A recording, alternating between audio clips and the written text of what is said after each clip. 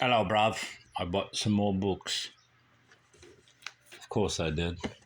Tomorrow I'm gonna buy the Mother Lode. Don't look over there. I went out to what's that store? Southfield, Greenfield, and basically 696. And I bought some books. I bought 13, like I usually do when there's a lot of books at the store.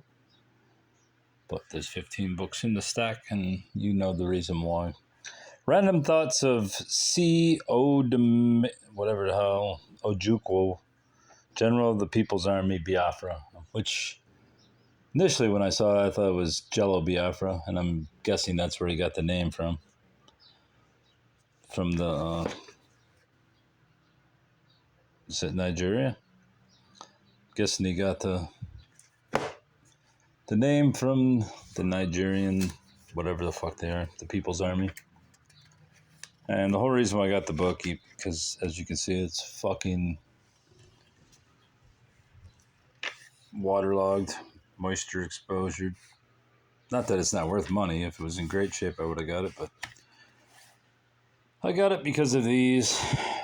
City of Detroit, Department of Health, Detroit General Hospital. Looks like prescription pad thingies. Oh, what's on the other side, buddy? Same thing? No. Nope. Yeah, it's basically a prescription card. I don't know what the hell Jello Biafra's namesake had to say about anything, but we'll see. Obstacles to relief. Our struggle is a struggle to establish our existence. The Internal Red Cross does not believe in our existence. It is as simple as that. Other actions towards Biafra show their basic difference to our difference in our ideas and opinions. The International Red Cross has not been able to get itself clearly cut off. I don't give a shit. This guy looks like he means business. Business, I tell you. Fucking business. In place of folly. I can't read it. What's it, Norman Cousins? Sticker, Wayne State University sticker is blocking it. Norman Cousins. Looks in great shape, whatever year it is. 1962. This book presents the essential facts about the dangers of nuclear power. In a world of international anarchy, right? I mean, this is a goddamn world absolutely controlled by the hierarchies of the fucking Illuminati, and these people are calling it anarchy. Then again, I mean, I believe the socialists who started the anarchy movement believed in basically total government, and anarchy was freedom. Hey, look at that. There's a cardinal. That is a cardinal over on my little, whatever the fuck it's, broken fountain. Believed in any action against the state was basically governance.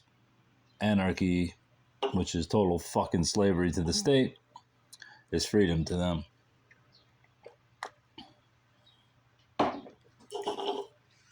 I'm having an eye noon in one of my old vintage, what are they called? Velvet peanut butter tumblers. And I'm drinking a chick drink because I was walking on my walk and I saw an old antique tub, but no one wants to help me go get it, so now I'm drinking a chick drink. And I only have this chick drink because chicks are chicks.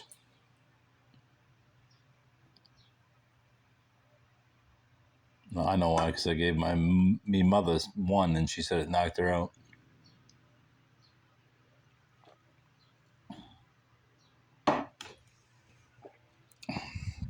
So yeah, there's this book. We must muster the insight and the courage to leave folly and face reality. You won't. What's this bullshit? Washington's Wheelers Dealers, Broads, Booze, and Bobby Baker. Aren't they related to Dick Baker? Jesus. She's not particularly hot, let's be honest. But then again, neither is Bobby Baker, Dodd, or Powell. So is that Boog? Boog Powell. Yeah, that's Boog Powell, buddy. Hey, Boog. Where you been, buddy? What do these men have in common? Don't fucking go.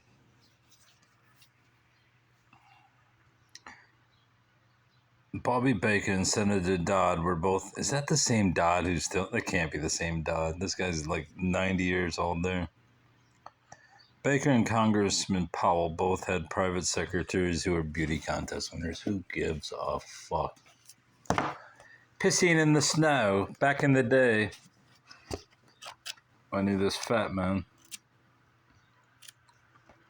And the fat man put me onto this book. He even gave me his copy. Or maybe he let me borrow it, and I eventually found it or bought it. I believe I have a copy of this somewhere, but I also believe it's in ragtag shape. But these are Ozark folktales. I've always looked for a hardcover version of this in the wild, and I've never been able to procure it. These stories aren't particularly hilarious or enlightening, but they're okay. One time there was a fellow named Jubal that fought in the Yank army, but they didn't give him no pension. Jubal says he got all kinds of ailments, and also he is pretty near blind. Finally, the government doctor made Jubal undress and examined him all over, but it looked like he is strong as a horse. There was a card hung up with letters on it, but Jubal says he don't see no letters, and he can't even see the card. They brought a big light to shine in his eyes, but Jubal didn't pay no attention. The government doctor didn't know what to think, but he watched Jubal mighty close.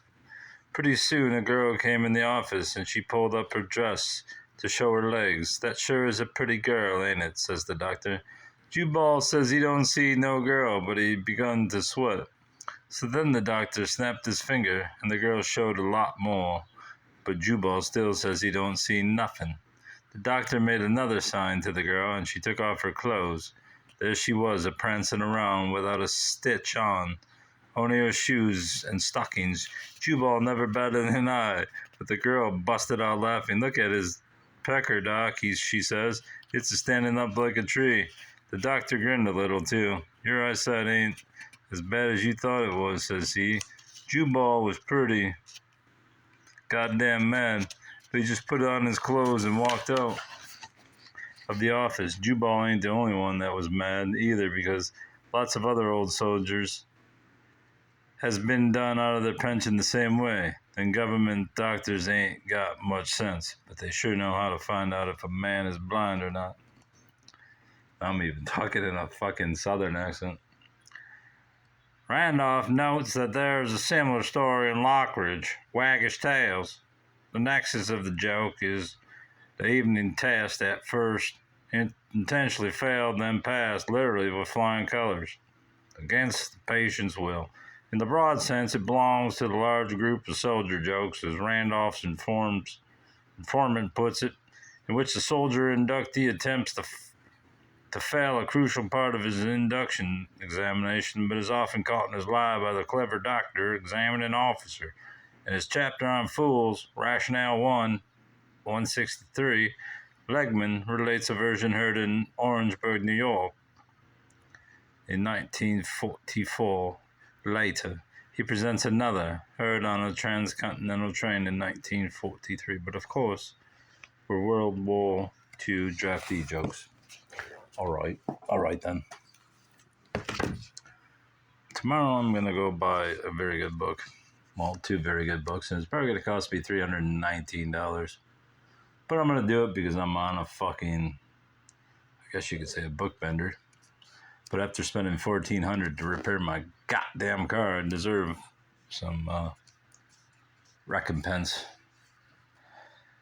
Angel's Guide The spiritual toolbox for using angelic guidance in everyday life includes an audio CD with original music, readings, and guided meditations. Listening to your intuition. Your all-knowing intuitive self coming home. Yeah, I'm not going to get into that. High noon's not very good. It is effervescent, though. We'll grant you that. Antiques Wanted. This book I got not because of the fucking Willie Nelson looking dog there, but because it had the old Mylar jacket on it. And I finally found one that would fit Sybil Leek's book of Fortune Telling. Shockingly, Sybil Leek wrote the Sybil Leek Book of Fortune Telling. I've had this book quite a while, but never had opportunity to put a thing on it. What year is this? 60s? You would think. 1969. Makes sense. So yeah, this little dog.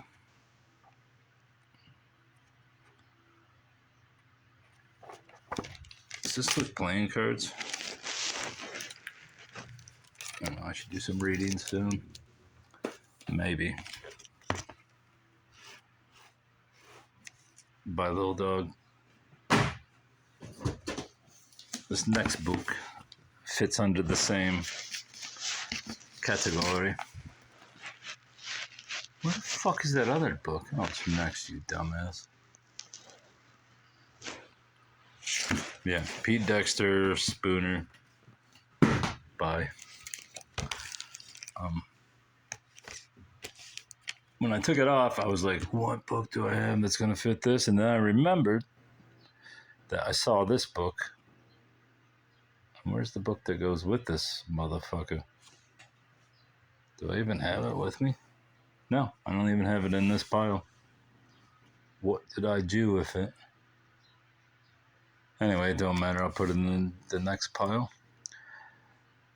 Yeah, I said, what book would this fit? And then I remembered last week when I went to the motherfucking thrift store and this place, it's got decent books once in a while, but they have, and I'm not complaining because mentally challenged people have to work.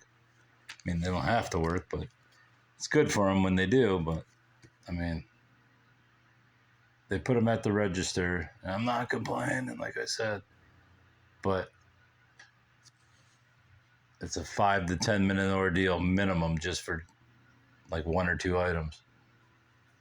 And that's fine. But normally I tough it out like I did today. But last time I was there was a lady who had to have had, I would say 40 or 50 items. I was like, there's no way I'm standing in this fucking line. No way. And so I didn't. And I'm like, if this book is still here when I come back, I'm getting it. And it is. It wasn't in the place where I hid it, but no, look at that. And I put the book backwards. And I also did discover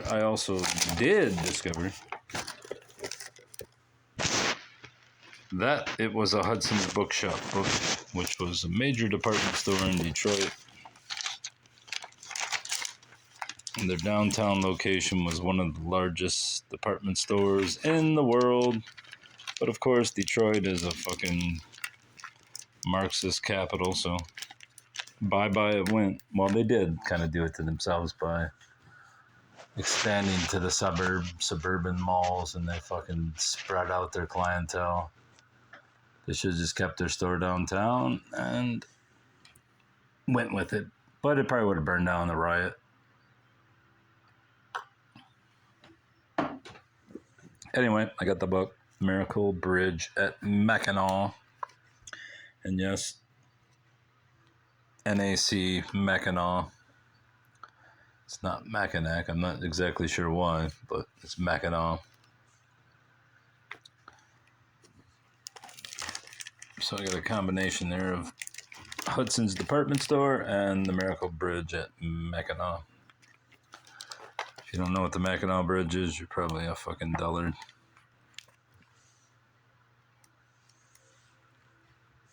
It's that bridge right there.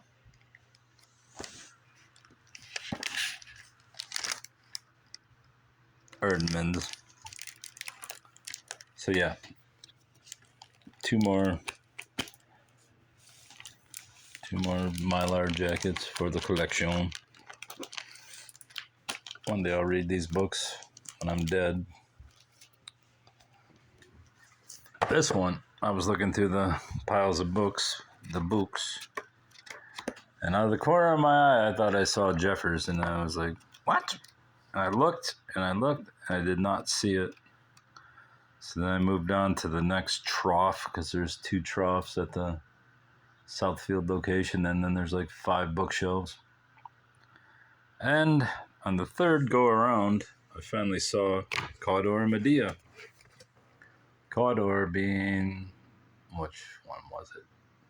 I think Jeffers' third major work after his Juvenalia of Californians and Flagons and Apples. I believe it was his third book.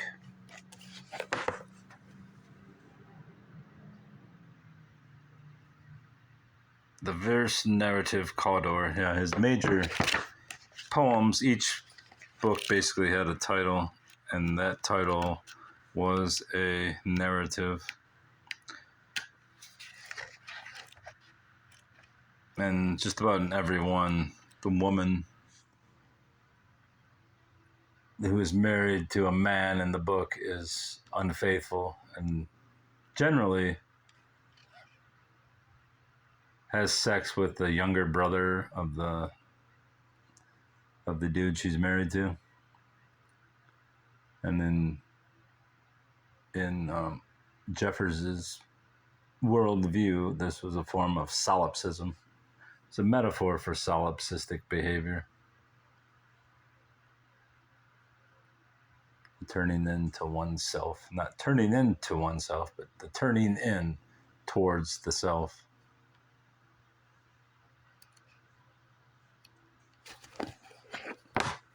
Anyway, the wife and the boyfriend usually get murdered in some way in these books, to put it mildly. I mean, in his first one, Roan Stallion, the wife fucked a horse. They don't come out and openly say it, but when she rides the horse, the stallion down the hill, it's more or less a reference to her riding him with sexual overtures stapled to it. Anyway, Medea is his adaptation of the Euripides. Both are quite good, and I probably already have a copy of this, but for 50 cents, even with a water stain, I will always buy a Jeffers book. Jeffers is a fucking maestro. I don't care if it even has that. Let's get some good Medea. This is the nurse. We don't care about the nurse. Within the house, she is Asiatic and laments loudly. Death, death is my wish for myself, my enemies, my children. Destruction, that's the word. Grind, crush, burn, destruction. Aye, aye. If any god hears me, let me die. Ah, rotten, rotten, rotten. Death is the only water to wash this dirt. Break this dog's teeth. That's one of my favorite parts, when she starts raging. Cawdor failed to come down. Highly recommend that book. Another poet, Robert Service, at least I believe it's him. It could be his child or something. Robert Service is a historian and academic who has written extensively. Yeah, he must be the son of Robert Service. Or maybe he's not related at all. He doesn't look old enough to be Robert Service. Could be the son of him, though. I guess I can check the inner flap and see if he's the son. I already checked the inner flap, didn't I? My guess is he's Robert Service, the poet's son, but I don't know. This is about the Cold War, which really wasn't a Cold War. It was just a cold whore.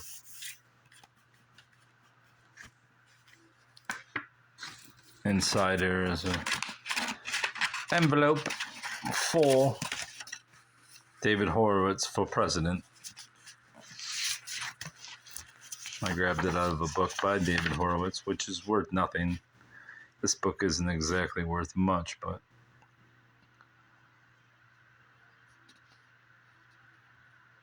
it's worth more than the David Horowitz book, One Party Classroom, which there is only one party.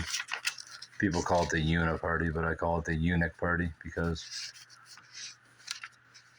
we got one communist on one side, and then we have communist fucking appeasers, which are the Republicans on the other side.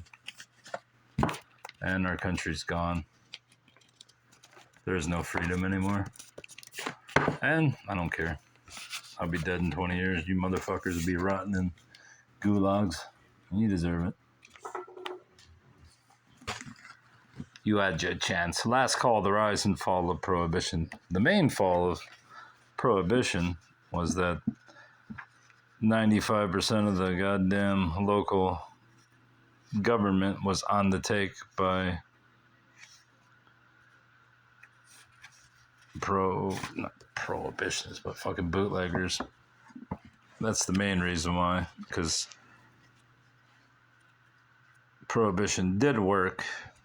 It was successful in doing exactly what it wanted to, which was to keep people off the dole, keep them out of fucking institutions like LOEs, which is 2 miles, 4 miles down the road, the remnants anyhow. And it was working swimmingly. Public drunkenness went way down.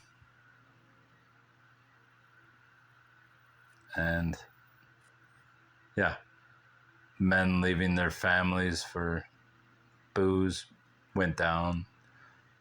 Obviously, arrest for drunkenness and the such were way down, but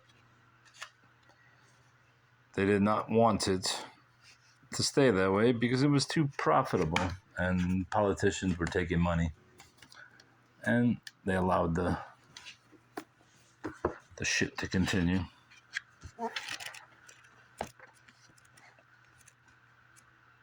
Speaking of, I don't know if Dudley Randall's in here.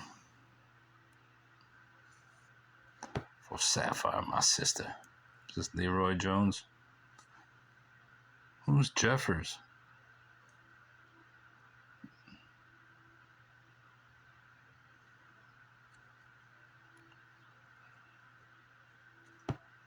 Why does it say Jeffers Hayden? I don't understand. Oh, Lance Jeffers. Thought it was referring to Langston Hughes' friendship with Una Jeffers, who was Robinson Jeffers' wife. And apparently Robin, as she called him, and he was known by his friends, was pals with Langston Hughes. And I think I was reading in there is Dudley Randall that Jefferses were fine knowing that Langston Hughes was obviously gay. And they had no qualms with it. That's probably why Jeffers let him hang out with his wife. Not like he had a choice. Incident on a Bus by Dudley Randall, which is the main reason why I picked this book up. Because Dudley Randall was the librarian. Oh, this is published by the Broadside Press of Detroit. But Dudley Randall was the librarian at Wayne County General Hospital, which was the name of Eloise post 1942 or 3, I believe. Became the Wayne County General Hospital. Not to be confused with the later General Hospital called Wayne County General Hospital, but the grounds of Eloise' former erstwhile name became Wayne County General Hospital, and then in the 60s they built an actual Wayne County General Hospital where I got a polyp pulled out of my butthole back in the day, and they thought it was cancerous, but now, decades later, the reality is they probably just worried my mother for no reason when it was just a fucking, what are those things called? Hemorrhoids, which I apparently have plenty of internal hemorrhoids, which will bleed on occasion, although I haven't had any bleed anytime recently. But I also believe that's a cause of my dehydration. Not that you need some fucking medical chart on me, but that's probably the source of my dehydration is internal hemorrhoids in my rectal region. Yay. Yeah, because apparently hemorrhoids cause... Let's look at this guy. That's a brother. Hoyt Fuller. I don't know who he is. Maybe I should figure out who he is. Editor of Negro Digest, Black World, and the First World magazines. Yes, I can add this to my Detroit and my Eloise collection, since Dudley Randall was the editor of it. Every year, except for the years following the fake pandemic, my coworker has held a 1950s Christmas party using decor and recipes from the 1950s. And since this book, Simple Cooking for the Epicure, dates back to the 1940s, and this is the fifth printing in 1957, it probably will be donated to his cause. Then again, he usually just makes meatballs, so, and then I eat like 50 of them, and to the point where I'm going to pass out and drink a couple Guinnesses. Cream sauce or white sauce, lentil soup, glorified hamburgers. I should have that. What's that even mean? Ground round butter, medium onions, fresh mushrooms. Swedish meatballs. I'm guessing he buys those meatballs pre-made. This is bizarre. No, I think he only uses it for... Maybe I don't know. Maybe he uses it for hors d'oeuvres. Anyways, I'm going to start sneezing here, so bye.